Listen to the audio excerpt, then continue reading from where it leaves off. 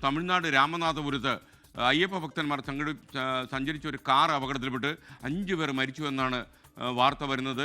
5 പേരും ആന്ധ്ര സ്വദേശികളാണ്. നിർത്തിയിട്ട കാറിലേക്ക് മറ്റൊരു കാർ ഇടിച്ചു കയറിയാണ് അപകടമുണ്ടായത്.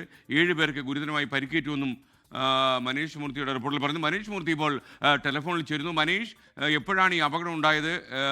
എത്ര പേരാണ് അപകടത്തിൽപ്പെട്ടത്? ഇപ്പോൾ 5 പേർ മരിച്ചു എന്ന് സ്ഥിരീകരിച്ച വാർത്തയാണോ?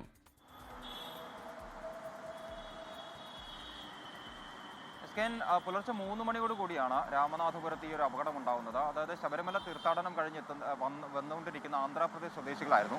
ഇവർ റോഡരികിൽ കാറ് നിർത്തിയിട്ട് ഉറങ്ങുകയായിരുന്നു. ഈ ഒരു സമയത്താണ് മറ്റൊരു വാഹനം, അതായത് 7 പേരുമായി വന്ന മറ്റൊരു കാറ് ഈ കാറിലേക്ക് ഇടിച്ചു കയറിയത്. അങ്ങനെയാണ് ഈ ഒരു ദാരുണ അപകടം സംഭവിച്ചിരിക്കുന്നത്. ആന്ധ്രാപ്രദേശ് സ്വദേശിയായിട്ടുള്ള ഒരാളും അതുപോലെ തന്നെ മറ്റൊരു കാറിലെത്തിയ അവിടുത്തെ പ്രാദേശിക രാമനാഥപുരത്തുള്ള സ്വദേശികളുമാണ് ഇപ്പോൾ ആശുപത്രിയിലുള്ളത്. പലരുടെയും നില ഗുരുതരമാണെന്നുള്ളതാണ് നമുക്ക് മനസ്സിലാക്കാൻ സാധിക്കുന്നത്.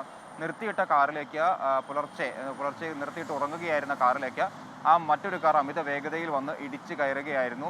വളരെ വേഗത്തിൽ തന്നെ രക്ഷാപ്രവർത്തനം നടത്തിയെങ്കിലും പക്ഷേ 4 പേർ സംഭവ സ്ഥലത്തും ഒരാൾ ആശുപത്രിയിലേക്കുള്ള വഴിമധ്യയുമാണ് മരിച്ചത്. ഈ ഒരു കാറിലുണ്ട് ആന്ധ്രാപ്രദേശ് സ്വദേശിയുടെ നില ഗുരുതരമായി തന്നെ തുടരുകയാണ്. മറ്റ് 7 പേർക്കും ഈ ഒരു അപകടത്തിൽ പരിക്കേറ്റിട്ടുണ്ട്.